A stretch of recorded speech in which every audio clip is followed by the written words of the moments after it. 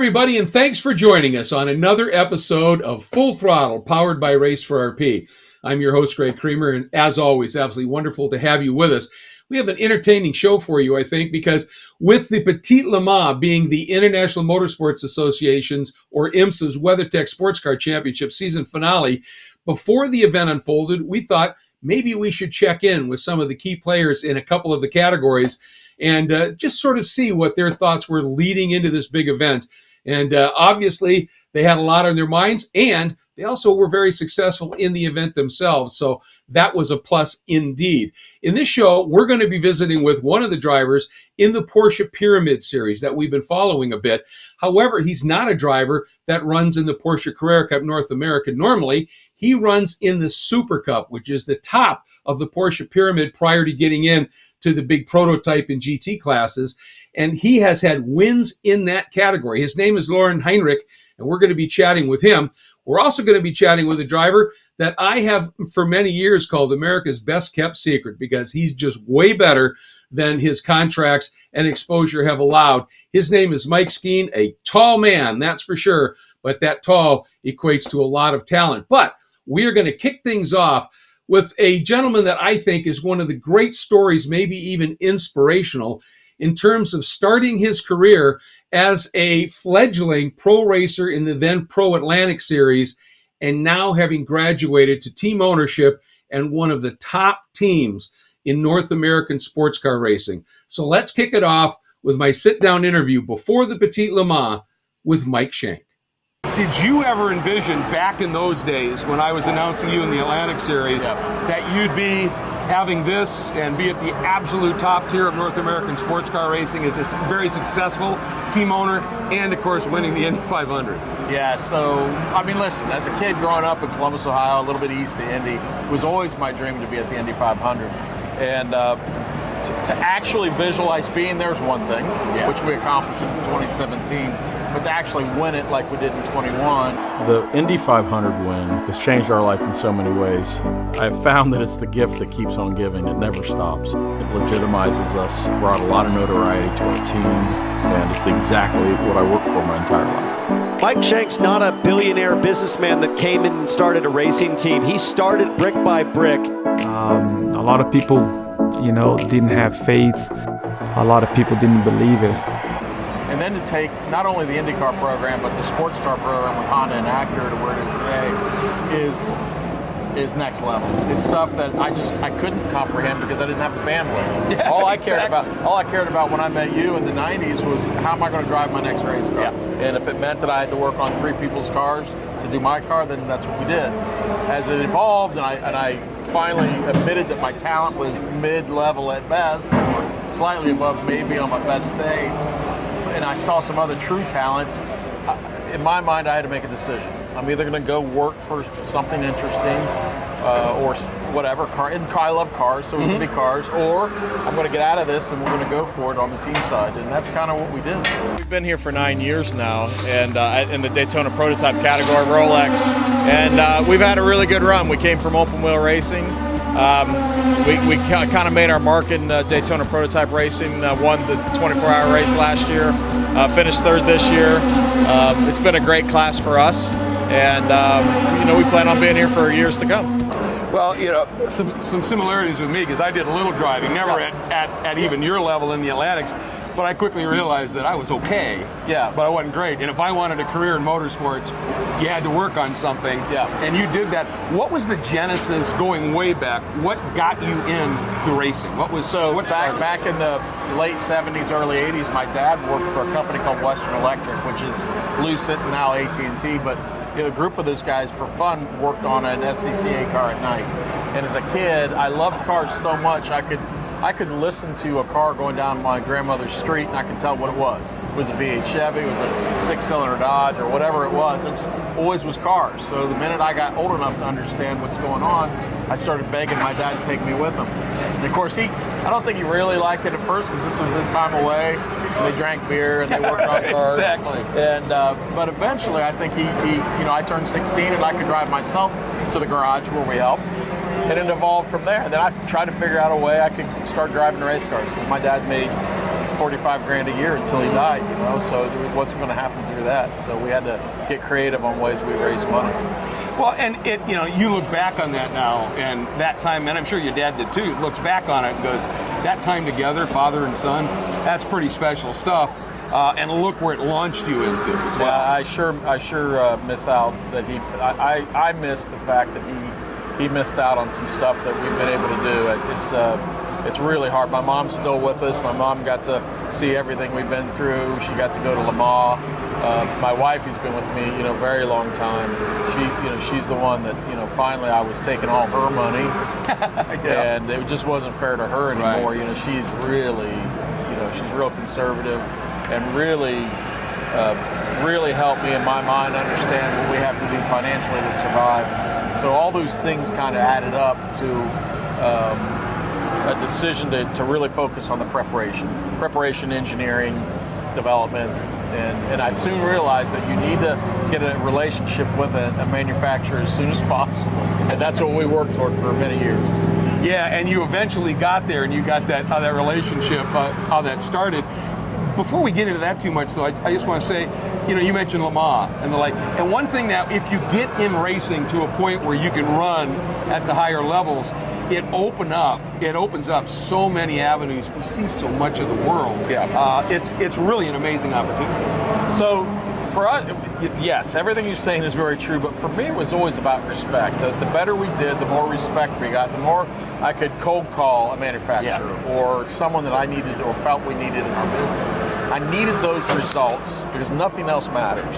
I mean, we can make sure our stuff looks good, which we do. When you get a first impression of us, it's good, but unless we perform and bring results, nobody wants to hear from you. So once I focused on results and we started getting some in various formula around the U.S., you know, that opened doors. You know, first, really, it started with Toyota when you and I were at Toyota Atlantic and went to Lexus, first to Grand Am, and then I did 8 years with Ford, and we won our first Rolex 24 with Ford, and since then I've been with Honda Acura, and we've won 2 championships, working on a 3rd this weekend in 4 years, and the Indy 500 with Honda. So we recognize it's very important, but we want to return value to them.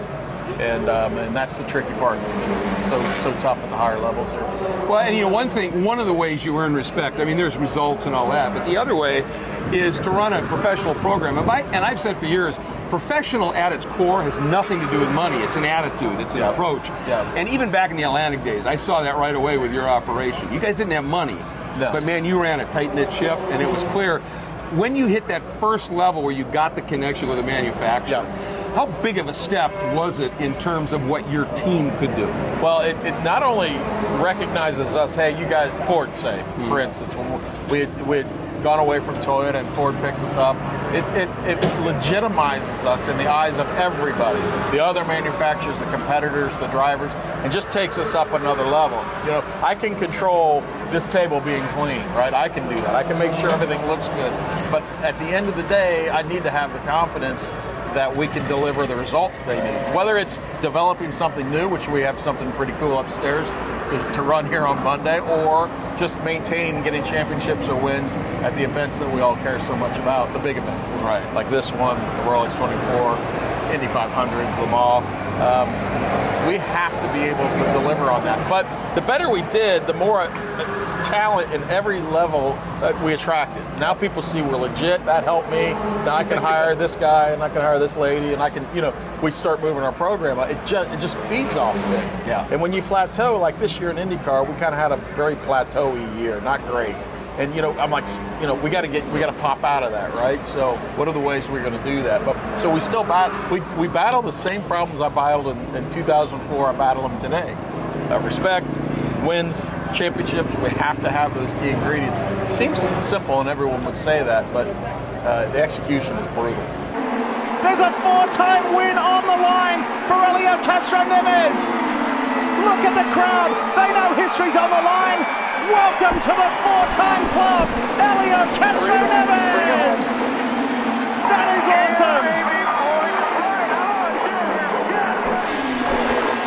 Spider-Man is back at the Speedway. Wow, look at that. Holding up all 4, Helio Castroneves goes into history. Way to wheel that car, dude. authority, Paul. He did it with authority. He choked off the bottom lane on the last lap of the last corner to take the air away from Palou and claim his 4th victory. And he did it in the boldest way possible, Lee, going outside in turn 1, outside turn 1 on old tires. Fantastic.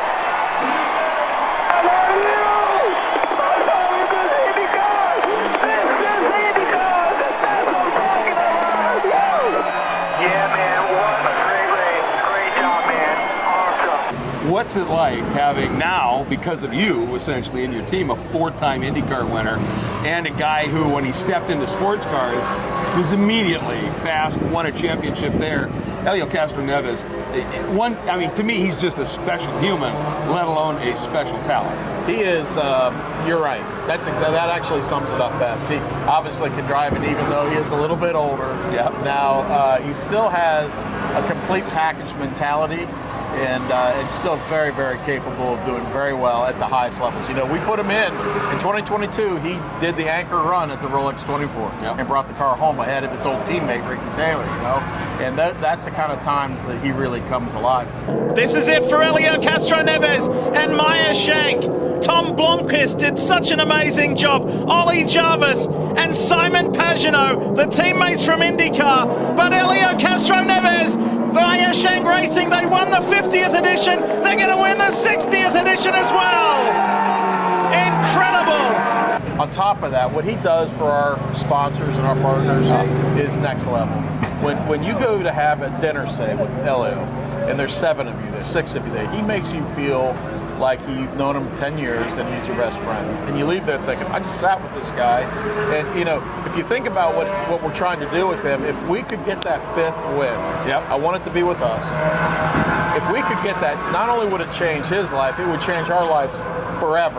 Absolutely. It already has changed, right? But that 5th win is otherworldly, right? That's never been done. So obviously we're focusing on that a lot. Let's focus now in the future. You talked about what's upstairs here. One, how much has it meant to you guys to be included in the new GTP program with a factory deal with Acura? Yeah, it's huge. I've worked on this car upstairs, currently the car we have, and that thing upstairs for years to get this done. And this is how my life's been. You know, I don't have, you know, the Penske and the Ganassi firm grip in the ground, right? Like they have huge financial backing, and we have to, and they do too, they have to earn just everything I do, but we have to start with the dirt. We start with the dirt and come up. So it took a lot of relationship building, a lot of doing what we said we're going to do for people. I've been through several generations of people now at HPD as their regimes change as they do, and teaching the new group what we're capable of and what we're willing to do and our skill level. And we've had some setbacks. You know, when we first got this DPI car last year, the first 6 months were bad, not good, right? And it really put us on our heels right away, and I really regret that 6-month period. We pulled out of it, and now of course we're having a very good year with them this year, and but we did win the Indy 500 last year. So lots of pros and cons to it. Really important to me to build our IndyCar program. That's coming along really well. We didn't have a great results year this year, but we still are building and making things better, and I think you'll see lots of positive things coming from that in the future. Well, and when you have those years of struggle, you know, I often call them, those are character building years, and they can be years that teach you stuff that then allows you to rebound and have an even better year because you've been through the dirt a little bit. And it's like, all right, we know what we have to do to get out of this, what we have to do to be successful. There's no question that everything that went wrong this year I regret terribly, and I will never forget. Right. So how many times did we let Simon down? The team side, not Simon. What did we do, and how are we never, ever going to do that again? So it keeps me up at night. It still drives me to this day. Hasn't changed, even though I've been in it a lot of years now, and getting a little bit older. But that drive, you know, when I pull into a gate, I still get excited every time I come to a track. That has never changed. And I'm not ready to retire until that maybe doesn't. I don't see myself being 85 like Roger, being active anymore, because I want to go do some things. But the drive to be great has never been stronger for me. Just an incredible story of drive and determination and commitment from Mike Shank, and where he's gone after those somewhat humble beginnings. I loved his comment. He may not be around quite as long as Roger Penske is in that role, but his drive and commitment at this point remains incredibly strong.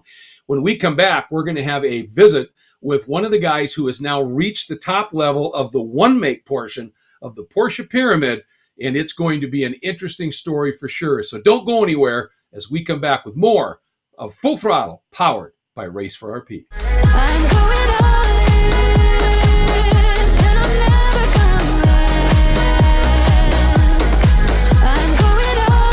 It's hard to put into words what relapsing polychondritis is. It's just devastating. That's what it is. It's devastating. It's exhausting. I feel like I have the body of an 80-year-old, but it's hard. I feel disabled now. It is the ultimate nightmare. It attacks cartilage in your body. And as you can imagine, you have cartilage everywhere in your body. I think a lot of patients struggle with what is the cause of their disease. It's really important for us to get the word out there and show that there is research that is being done and things are being advanced. Even though the foundation is RP Foundation, the research that they are putting their investment into has implications not just for RP, but for all of the autoimmune conditions and for patients with diseases of the marrow. As a community, we think that we can do a ton of good by gaining even more support for our research and more support for these initiatives to better diagnose patients, to find better treatments. Only good things are going to happen from this, and it gives us hope. It gives us hope.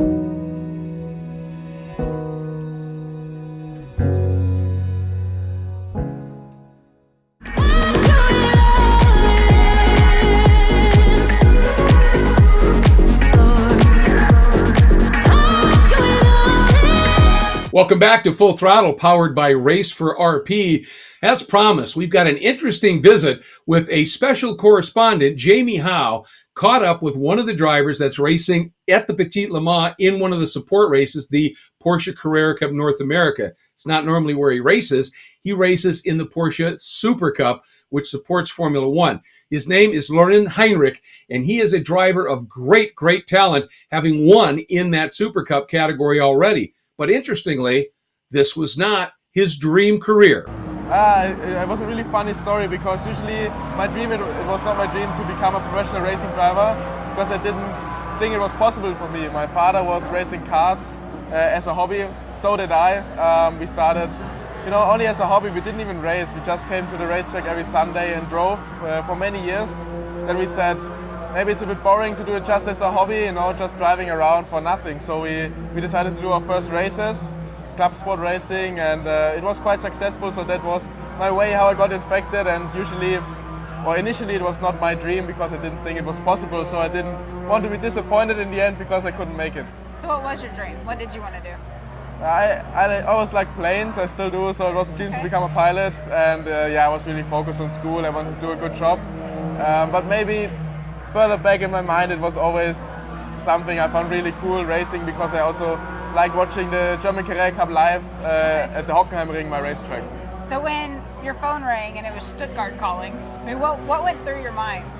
Yeah, obviously it was a really exciting time because I was there at the Porsche Junior Shootout where all the talents go, and only one will be the Porsche Junior. So after that, obviously they don't let you know straight away. There were like 2 or 3 weeks where you were sitting and biting on your nails. You hope you will become the Porsche Junior, and then in the end they called me really late. It was like 8 in the evening, so I didn't expect it. It was really, really special, and it was a big surprise for me.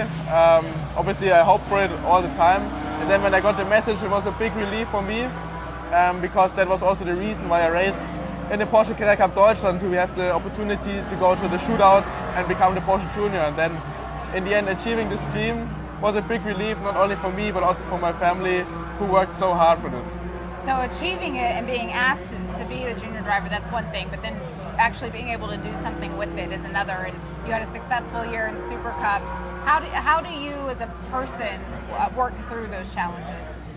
Yeah, I mean, being the Porsche Junior not only comes with advantages but also disadvantages, because there's so much pressure on you. You want to take this chance with both hands. So I was really focused. I was really keen on getting that championship. In the end, I finished third. I think I got the most out of my package what I had. I could also win the Porsche Carrera Cup Deutschland last Sunday. So I think overall it was a really successful season. We still have one race to go in the German Carrera Cup, but I can just enjoy it as a champion. I won one race in the Porsche Super Cup at Silverstone. Finished on the podium in Monaco, which was a special feeling and the highlight of my season. Yeah. To be able to come here now, this is your first race in the United States in the Carrera Cup. Tell me how that came together and why you decided to take advantage of it. It has always been a dream of myself to race in the US, but until now I never had the opportunity. But then I came in contact with Ryan Gates from 311RS Motorsport over Instagram actually, and we just sent some messages, and then we did some sim racing. I drove for the team in a PCA championship, so Porsche Club America. And then we had the idea, I mean it's nice to do it virtually, but it would be cooler to do it in real life. So Lauren Heinrich in the wall at turn 1 yesterday takes the final race of the Porsche Carrera Cup North America presented by Cayman Islands season. Obviously it's really different to racing in Europe. The car itself is the same, but some specs are different. Here we race with ABS, what I'm not used to, so it's kind of a big challenge for me. And also the track is something what we would call really crazy in Europe, but I think for the Americans it's just the way it is. So what was it about American racing that you had seen from home that made you want to come and race in America? I always tried to watch as many racing series as I could. Okay. And some day I just found IMSA, so I was watching the Rolex 24, the Sebring 12-hour race, and I just loved the tracks. And then when I got my first simulator at home, I raced also these tracks, Road Atlanta, Sebring, Daytona. And I think they're just so unique, so I fell in love with it. And then also Porsche is a really rich history in American racing. So that dream grew and grew. And obviously you always want to have what you don't have yet. It's just a dream to be here in Road Atlanta. Does your simulator have Road Atlanta? Of course it had. So how does it compare in real life versus the virtual world? It's quite good, but because it's so much up and down in Road Atlanta here in real life, and it's so bumpy, it's something the simulator cannot transmit to you, So when I drove here for the first time, it opened my eyes. I was happy like a small kid, and it was a really great feeling, but also a big challenge. What's next for you?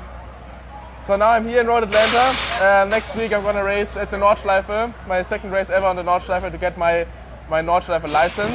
Okay. After that we have the last race of the Porsche Carrera Cup Deutschland in Hockenheim, where I'm already champion. Yep. It's actually my home race, so it's going to be a great weekend because I don't have much pressure. All my friends and family are there, many sponsors, and then my season is already done. So 3 more weekends to go, but I'm looking forward to it. So with all of the time that you spend at the racetrack, all over the place, what do you do in the off season? Yeah, in the off season, I'm traveling so much. Right now I have 10 race weekends in a row. So I'm also happy that in December I don't have that much racing and I can enjoy time with my family, my friends and my girlfriend. So, you try to do everything what you couldn't do during the summer. Obviously the weather in Germany is not so nice, but still maybe go on a ski vacation and just enjoy the rest and recharge the batteries for the next season. What do you do besides racing? I love to go running. That's something what I hated when I did it for the first time, but then I did it so often that I started loving it. And obviously I'm a racing driver, I cannot stop to race. So when the weather is not good outside, I go on the simulator and drive really a lot of sim racing there. Also for Porsche, not only for fun, we also race in the virtual Le Mans series, so it's really competitive. And that's just how I keep myself going during the winter. Are there any drivers or any people outside of motorsports that you look up to? Outside of motorsports, not so much, to be honest. But inside the Porsche family, a driver like Timo Bernhard is an idol of myself because I could step into his footprints, becoming a Porsche Junior and now also Porsche Carrera Cup Deutschland champion.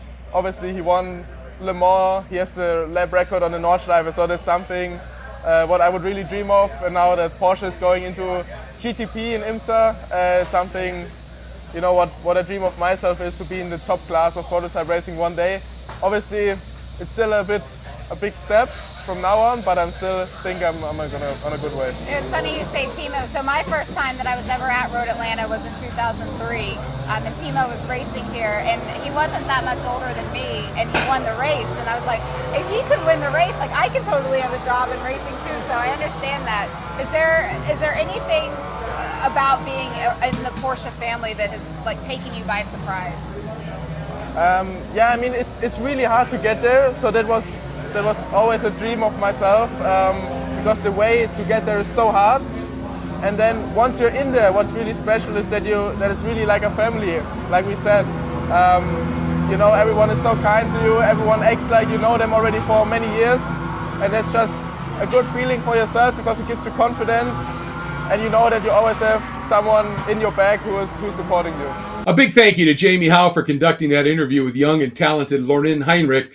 And he's absolutely right. When you're part of the Porsche pyramid, you've got a big family that supports you and also helps propel you up the ladder. And I'll tell you what, with his talent, I think Lorin Heinrich is well on his way. And when we come back, we are going to check in with Mike Skeen, an American driver who's running in not one, but two different series races during the Petit Le Mans weekend at Michelin Raceway Road Atlanta. That'll be coming up right here on Full Throttle, powered by Race for RP.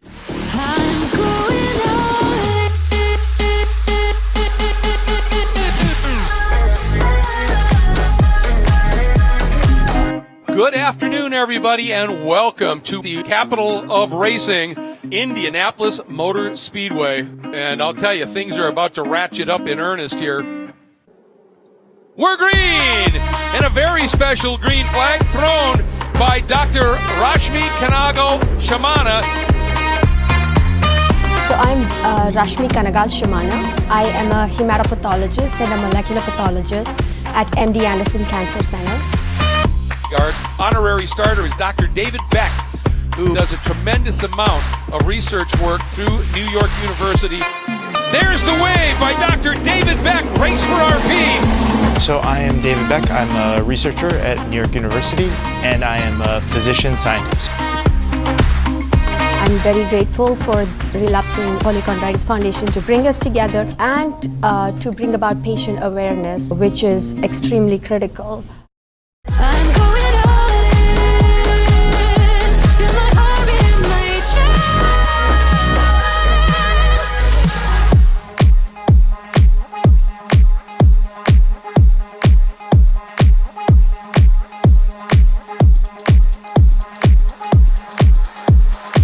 Welcome back as we continue here on Full Throttle, powered by Race for RP. Time now for us to meet and visit with, in my opinion, one of the very best drivers in America, but one surprisingly who, in my opinion, has always been a little under-recognized. Maybe some of the issue is he's 6'3", and that can limit your prospects in certain types of racing, but nonetheless, a great talent, and look forward to hearing his comments. I think you will too. Mike, for years, I've referred to you as America's best kept secret in terms of the level of talent that you have, and I've announced you pretty much from the beginning of when you stepped up into the pro ranks, and I don't feel you've ever really got the recognition you deserve, nor maybe the contracts you deserve. We're going to touch on that in just a bit, but first of all, how did you get started in motorsports? Well, my dad was just always a fan of motorsports. We'd go to races. You know, I remember going to VIR races really early on, going to some Road Atlanta races with my cousin, and just loved the stuff, and went to do some go-kart racing, just fun local stuff growing up, and that all kind of snowballed. We were living near VIR, started doing some track days and coaching and instructing there, and then, you know, just working at it for a long time, kind of found my way in higher and higher levels. Did your height kind of dictate that you were going to probably be in GT or sports cars as opposed to open wheel? I don't know that it specifically kept me out of it, but it kind of, you know, I changed my own direction a little bit because I foresaw that maybe being a problem. And, you know, when I was younger in go-karts, my goal was open wheel stuff. You know, I wanted to go do IndyCar or F1, and was a huge fan of those avenues in the sport. And when I first did a driving school in like a little F2000 car, and I was wearing shin guards and knee pads and stuff because I just was crammed down in the cockpit, I was like, this is probably not the thing for me. So started doing more like touring car type stuff, and I've always been a car guy too, so I enjoy the aspect of like, you know, knowing the cars and enjoying the cars a little bit. So it was always just a good fit. And then when this guy decided to step up into some really fast equipment, he started racing Trans Am. But you sort of had a reputation there because it wasn't a big budget effort, and the cars were pretty quick, but they didn't always last. And you were known as you were going to win or break kind of a deal, and that got you some recognition from, at the time, one of the top teams in Pirelli World Challenge. Yeah, absolutely. To go back to the Trans Am thing a little bit, I got that jump straight out of running a spec, club race car, a 150 horsepower car, jumped into an 850 horsepower TA car, and I think when I showed well on that a lot, kind of brought on some light bulbs for people, and so that's what got me that opportunity in World Challenge, running with CRP and that Corvette that Ron Fellows had been driving. Yep. So when he went and did a NASCAR deal, I stepped in for the weekend and won our first race, and that really, was the stepping stone for me to move forward into bigger things. Well, it certainly served notice, and it certainly got my attention as well as a lot of people. And you've gone on. I mean, you've driven an awful lot of different things. You've been back in Trans Am fairly frequently. I know you've done some stock car racing, but you also now seem to have found a bit of a home running here in the IMSA series, and you're actually doing double duty this season, running in both the WeatherTech GTD category, right? Mm-hmm. And also in the Michelin Pilot Cup. Yeah. Yeah, I love racing of all different kinds. So anything I can get in, I really want to take advantage of and try it out. But certainly sports car racing has been kind of my passion and where I always come back to. And so being able to run full time this year in IMSA and the WeatherTech series with Team Korthoff and Stephen McAleer is my co-driver over there in the GTD effort has been awesome. And then running this part-time effort with FCP Euro in the GS class, another fantastic series that in itself doesn't get enough recognition sometimes. I think a lot of times it's the best racing on the weekend at an IMSA event. So it's a blast to be in those races, and hopefully can be doing more of that next year. But I have a passion for everything. I've done hill climbs and Baja and all kinds of stuff. So it's got wheels. Yep. It's got wheels. One of the nice things I would think is, although they're very different cars, but you're not jumping from a Mercedes into some completely different marque, right? Going between the two, you're driving Mercedes in both. What's the difference from your perspective, for the viewers, between the GT3 car, which runs GT Daytona, where we should point out his teammate Stephen McAleer is second in the points. You missed a race because of COVID, so that's why you're not up there, and the GT4 car here in Michelin Pilot. Yeah, obviously to the casual eye, they look very similar. It's based on the same car.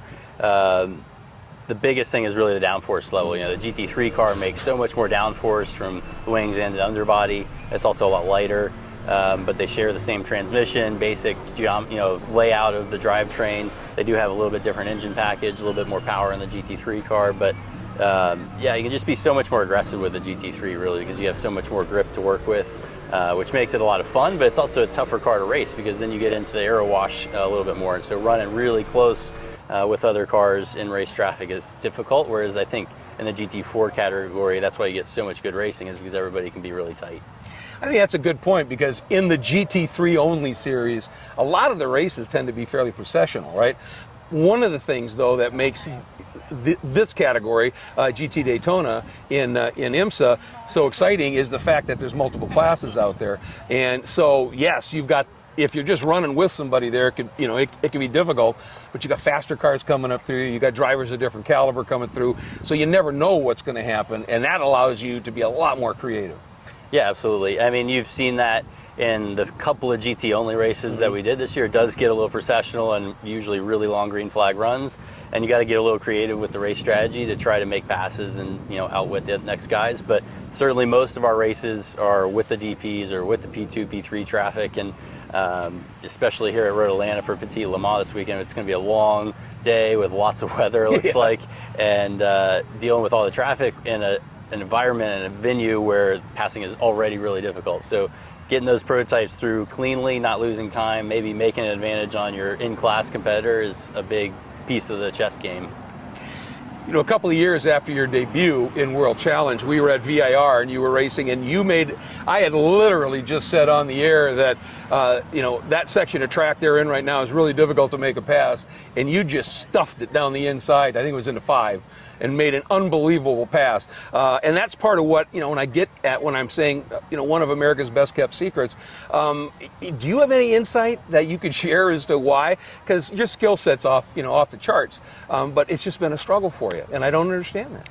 Yeah, I don't know. I mean, everybody, I can't complain because there's thousands of drivers that Right. would love to be where I am and with the rides that I have. So, it's just finding the right place, the right time, meeting the right people at the right time, and being able to take advantage of that. But, maybe in some cases the height has been a problem because I know a few of the rides I've gone up for, I just wasn't a good fit in the seat, sharing with a co-driver that was a lot smaller. So they opted for the guy that was more similar in physical size.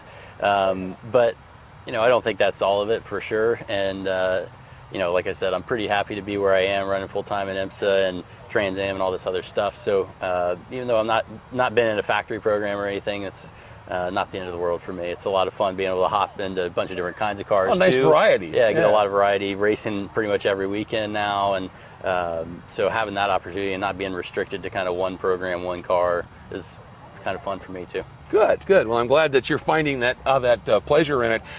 Let's quickly talk about what's on the horizon for you. Obviously, season's ending in IMSA. We're in the fall. A lot of the seasons are ending. Any news you can impart to us about what might be happening in 2023? I don't know for sure. Obviously, this program with FCP Euro and GES was a part-time program this year to kind of get the program back rolling again, and it looks like that'll turn into a full-time deal. Haven't confirmed me as a part of all that, but it's looking pretty good. And then hopefully the GTD program will continue. Also, a lot of that relies on how driver ratings fall in the fall. And the driver rating. Whether Steve and I can remain together there, or we go to GTD Pro, or how that maybe falls into place. But hopefully a lot of those things look very similar next year. Full-time efforts with those, and kind of polish up team stuff that will make all that flow better and get good results all year. And then fill in the gaps with whatever other good racing I can find. All right, now I'm going to ask you full confession time here. What is the most fun thing you've ever driven? It's really hard to go wrong with stock car stuff. It's big power, kind of a smaller tire. You're really working for it. No driver aids, no ABS or anything. So a lot of that stuff I really, really like. And, I've done a couple of those NASCAR road races, and those are a lot of fun, but it's also really hard getting good equipment for one-offs over there.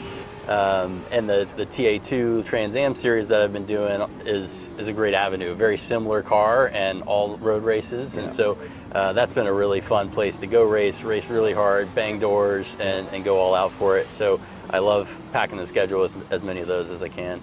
Yeah, I'll tell you, I love TA2. The only thing that I wish that, and I understand they had to, but I wish they never would have gotten rid of that bias ply Hoosier for those cars, because when they move like that, it was like the old Trans Am days when I was announcing it in the 90s. It was spectacular. Yeah, it was interesting. I actually did a lot of the tire testing when they were making that transition and comparing the new radial. It's obviously a lot different car to drive when you have a lot more grip, and in a lot of ways I think that's a good thing because it applies a little bit more to other series, and so younger drivers that are kind of coming up through that avenue can learn that style. That's a good point. But yeah, for sure, sliding them around and getting lots of oversteer and managing the tire over the race distance is good fun. We got to figure out a way to get you in an ice racer at some point, because I think it's the most fun I've ever had behind the wheel of a car. All in. Yeah, absolutely. Full send all the time. Mike Skeen, folks, just a treat. It's been a pleasure for me to announce Mike Skeen and get to know him from his very first steps into pro racing. And it still boggles me a little bit that he doesn't have the recognition that he deserves. But let's update you a little bit. Mike, over the weekend, not only took sixth with his teammate Steve McAleer and his third co-driver in the actual Petit Le Mans itself, but in the Michelin Pilot 2-hour race, which was the Friday feature, he and his teammate came home in second in the Grand Sports category. And further updating you, Lauren Heinrich, the young German that came over and ran in the Porsche Carrera Cup North America, poles for both of the two races in Porsche Carrera Cup North America, and a win in the third. Not too bad. And for Mike Shank, Cinderella story continues. Not only did his car and his drivers win the Petit Le Mans, but they also clinched the championship. So pretty good weekends for all three of the drivers that we were able to visit with, and Mike Shank, of course, with his team owning role as well. Really, really thrilled with how that all turned out for them. And thrilled that you were able to join us once again. But before we go, we always have to make our plea. please learn a little bit more about relapsing polychondritis, the RP in the Race for RP program, to raise awareness, education, and funding to treat this truly heinous autoimmune disorder. You can go to raceforrp.org, or you can go to polychondritis.org, which is the official website for the Relapsing Polychondritis Foundation. We thank you so much for joining us here once again on Full Throttle, powered by Race for RP, and we look forward to seeing you next time right here. Thanks for tuning in.